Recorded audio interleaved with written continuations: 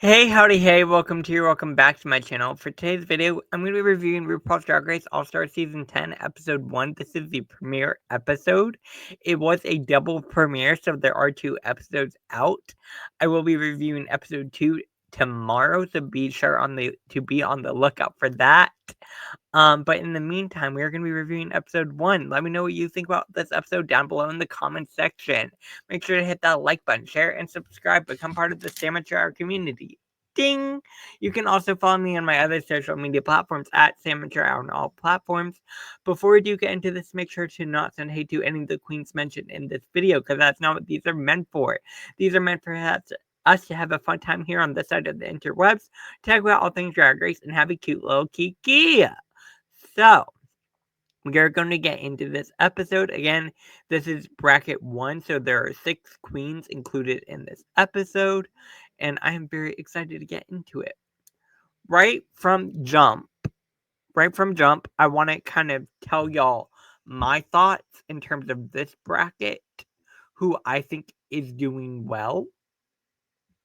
Again, who I think is going to make it far in this competition. I see Bosco for sure, making it out of this bracket. I think Bosco is a definite surefire making it to the semifinals. I wouldn't honestly, with the way Irene has been performing, I would not be shocked if she makes it on to the next part. And then I could see Aja. I could also honestly, the third spot I think is a little it'll be a wild card, I think. But I think Bosco for sure and Irene potentially as well. So, onward.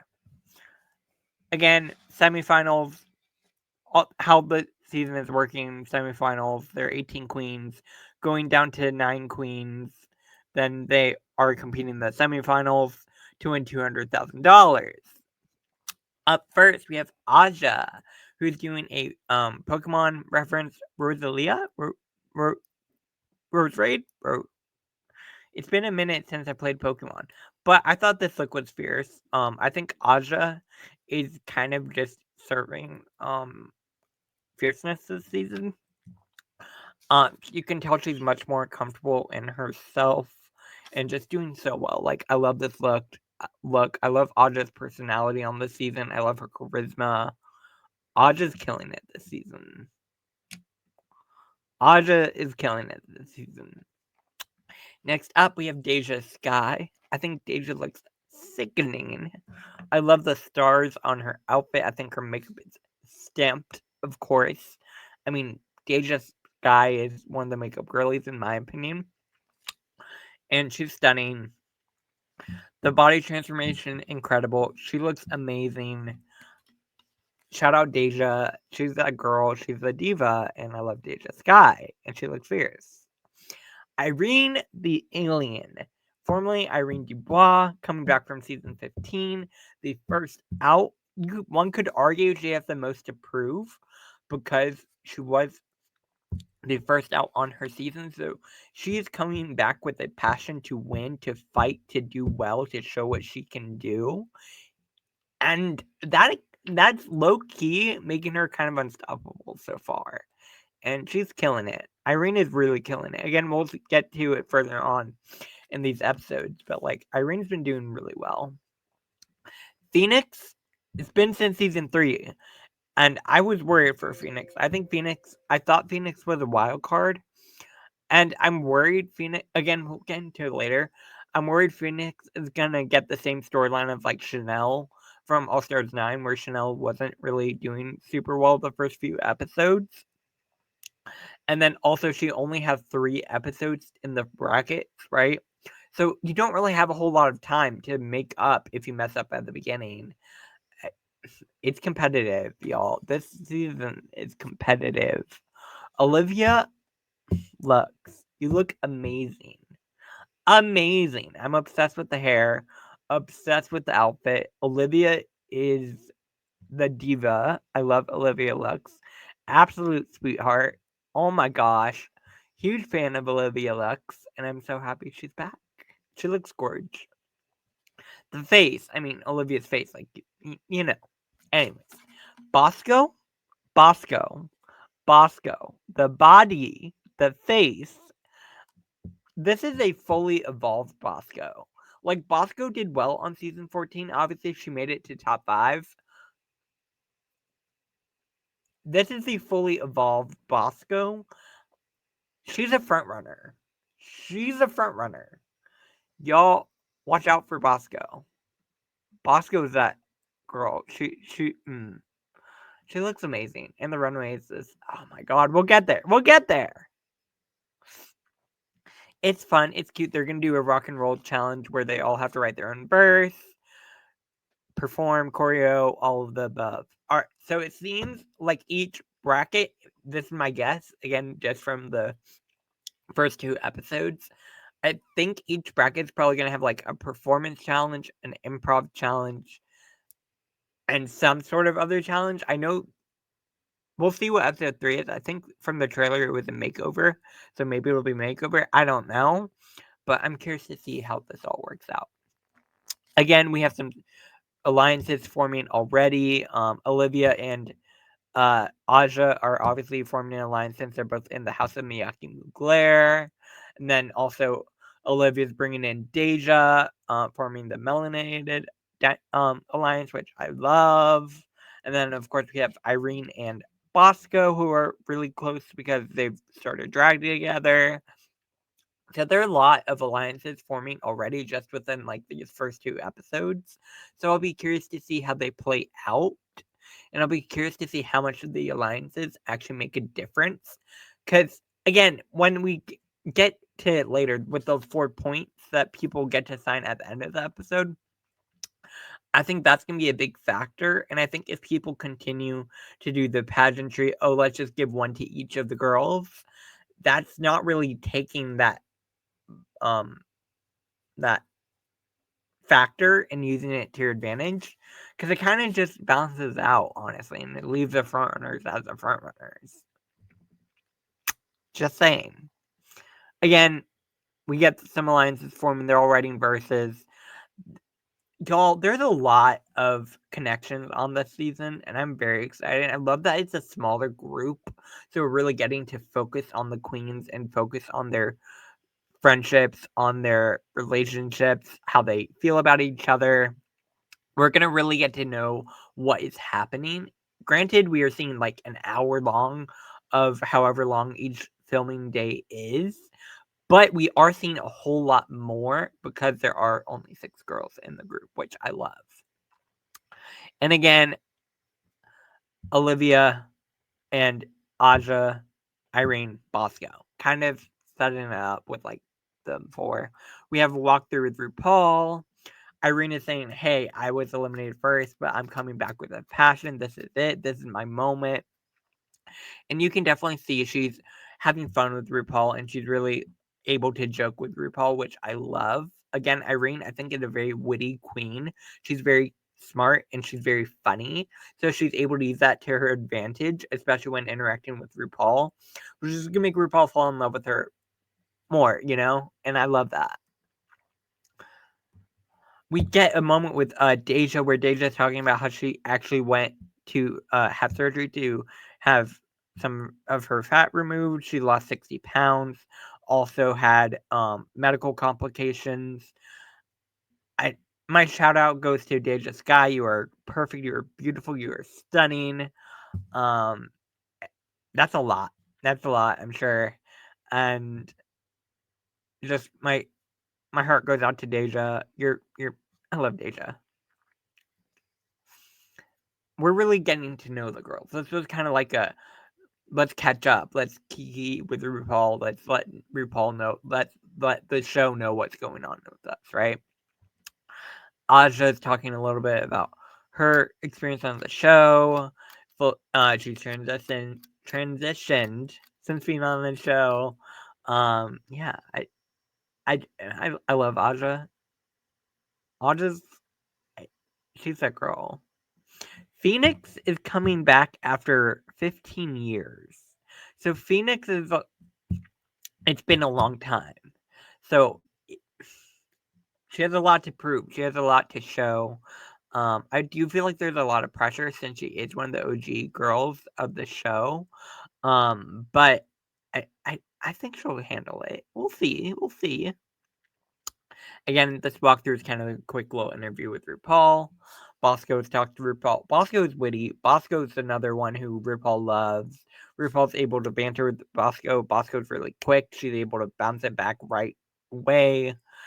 She's a smart girl. And I love Bosco. Honestly, I love this entire cast.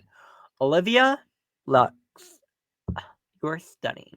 You're stunning, Olivia. Like, her smile is next level. It's crazy. And yeah, I'm just gonna gush about this entire cast. Like, choreo happens. Honestly, there's not too much to talk about. I kind of want to talk about it more in the performance. Jamal is doing the choreo. They're all talking about their experience, what they know, how they do choreo. Deja isn't really a rock girly, but this is a rock challenge, so that'll be interesting. Then of course we have Olivia.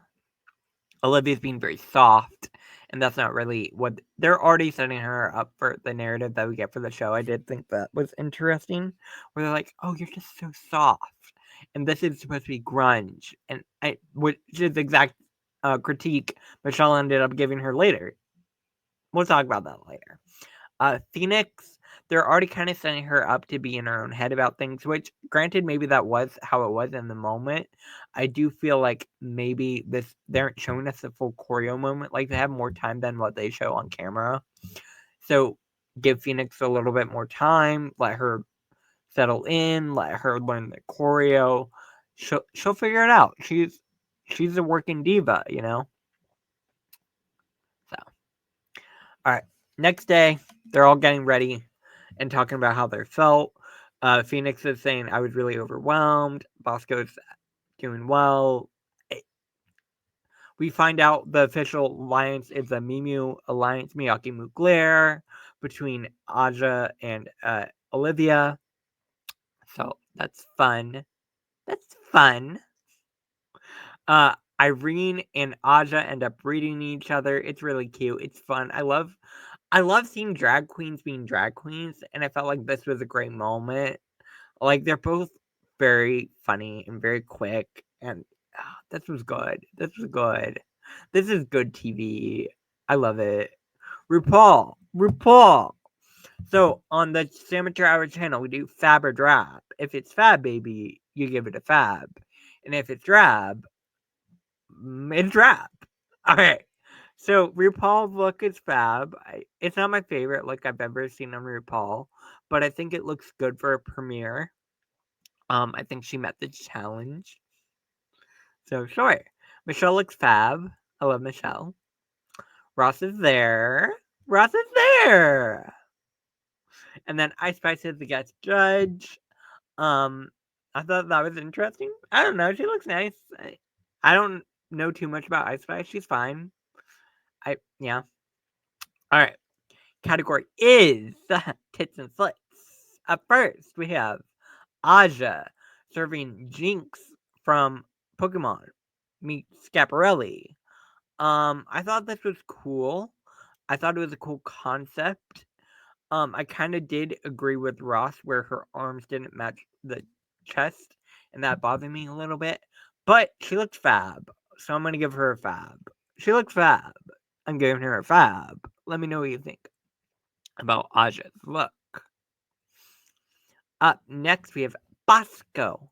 Bosco, Bosco, Bosco, Bosco. Oh my god, the fierceness. The amount I want to say the see you next Tuesday word. Oh my god. Bosco. Best look of the night. Best look of the night. Bosco. I jaw on the floor. The hair. The boobs. The look. Gag. Gag. Gag. Bosco looks stunning. Like, this is insane. Bosco, it's not fair. It's not fair. speaking of not fair, it's not fair that Deja had to go after Bosco. No shade to Deja, but to go after Bosco on the category of tits and slits, that's unfair. That, to me, is unfair. Let me know what you think down below. Love Deja. Love Deja. Don't love this look.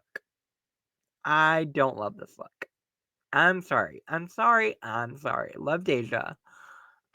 Her mug is stamped, of course, and the wig is gorge. I I think a big factor of that is just the fact that she came after Bosco. It's not fair. Like, she looks gorge. Her makeup is stunning. The outfit is fine.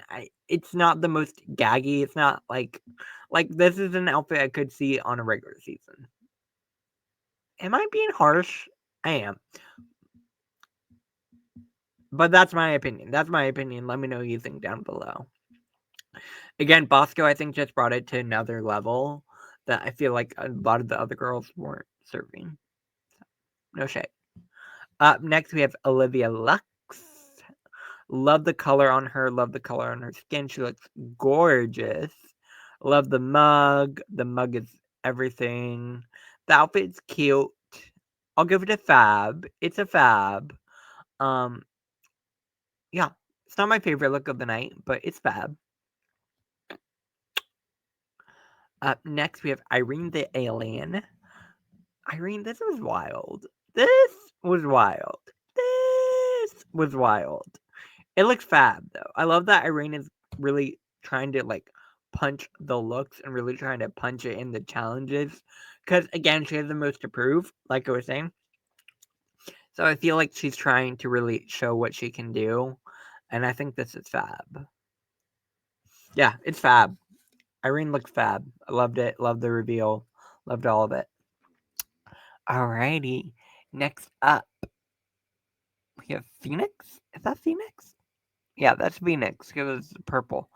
It was fine. It's fab. I like it. Not my favorite. Probably actually one of my least favorites of the night.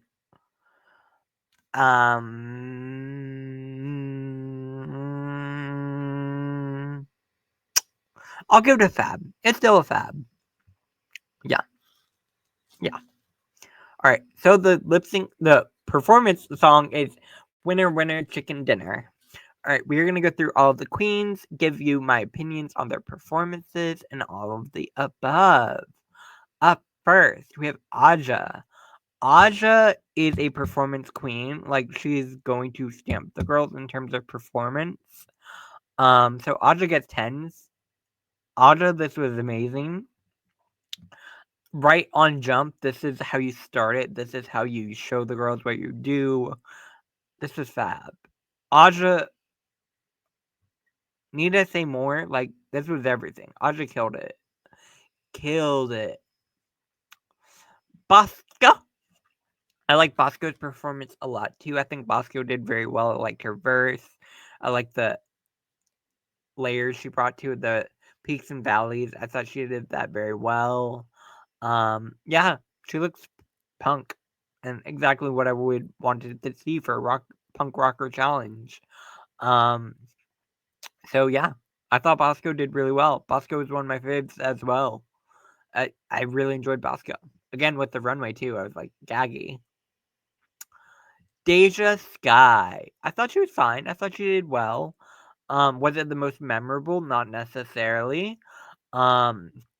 I liked the fact that she brought up her Snatch Game from season 14. I thought that was smart. Again, she did win that challenge. So I thought that was smart to bring up Lil Jon in that moment, you know? I thought that was cool. The rest of it, it's fine. It's fine. It's good. Nothing bad. Irene kind of killed it for me. Irene was always on. Irene served rocker. Irene served punk. She understood the assignment. I think Irene did really, really well. Again, just kind of camp, kind of fun, kind of cool. Really rocker style, which was the assignment. Like, yeah, Irene killed it. Killed it. Killed it. All right, Olivia Lux. Her voice incredible. Her voice, incredible. I kind of agree with the judges that it was a little soft. Um, I I don't know. I thought it was a great performance. Obviously Olivia can always perform, always sing, amazing voice. Um, yeah, I don't know. I don't know. Maybe I need to watch it again, but I kind of agreed with the judges a little bit, where like she could have gone a little bit more gritty, a little bit more edgy, more punk, more rock, you know. But hey, love Olivia. Phoenix probably had my lowest score of the night, no shade, for performance. I thought she did all right. I think she got really in her own head about it all and was not really bringing what she needed to bring. It was kind of giving me more just not so great Drag Race verse, no shade. Like, and let me know what you thought down below. Love Phoenix, but like, all right. When it comes to judging, right from the jump, it's pretty clear who the tops are. The top three are Bosco, uh, Aja, and Irene. And then they ultimately do end up picking a top two to lip sync, including Aja and Irene, Irene the alien. And they're going to lip sync to Thank You the Shit Fart by Ice Spice. This lip sync was unfair. No shade. This was unfair. Aja destroyed Irene. Aja demolished Irene. Aja reminded us why she's that girl. This was gaggy. Aja's performance was gaggy. It was unfair. It was unfair. Aja slayed. Irene didn't really have a chance. No shade, but like Aja's she's that girl. I'm not shocked. Are you surprised? Let me know down below. Ultimately, RuPaul announces that Aja did win, so Aja gets $10,000 and an extra point. So Aja won 3 points, Irene won 2 points, and then there are 4 remaining points that the other girls are going to have to divvy up in the next episode. Again, we'll talk about that in the next review. Also, shout out to Drag Race for including a tribute to Jiggly Caliente. Gone way too soon. I adored Jiggly Caliente. Got to meet her at DragCon. Absolute sweetheart. Always been a supporter of Jiggly. This was heartbreaking. I love the fact that Drag Race is honoring Jiggly, and I love the fact that her name will continue to live on, and she will always be Jiggly Caliente, you know? Like, thank you, Drag Race, for including that. Thank you. All right. So, that brings us to the end of episode 1 review. Let me know what you think about all this down below in the comment section. Did you enjoy this episode? Let me know. Make sure to hit that like button, share, and subscribe. Become part of the Sandwich Hour community. Ding! You can also follow me on my other social media platforms at Sandwich Hour on all platforms. I'll be back here tomorrow for my episode 2 review. So be sure to hit that subscribe button, check out that episode, and come join the Amateur community. After that, I believe we will be going back to 1 episode a week, which is good. I like that. I like that format. Not quite sure what sort of schedule I'm going to set up. Every Friday you will expect a review. Every Friday you will get a review. I'm trying to set up a specific time to post my review. So we'll work on that. But make sure to hit that like button, share, and subscribe. I will be back here later with my episode 2 review. Have a good rest of your night, your day, wherever you are. And I will see you later. Bye, y'all. Ding!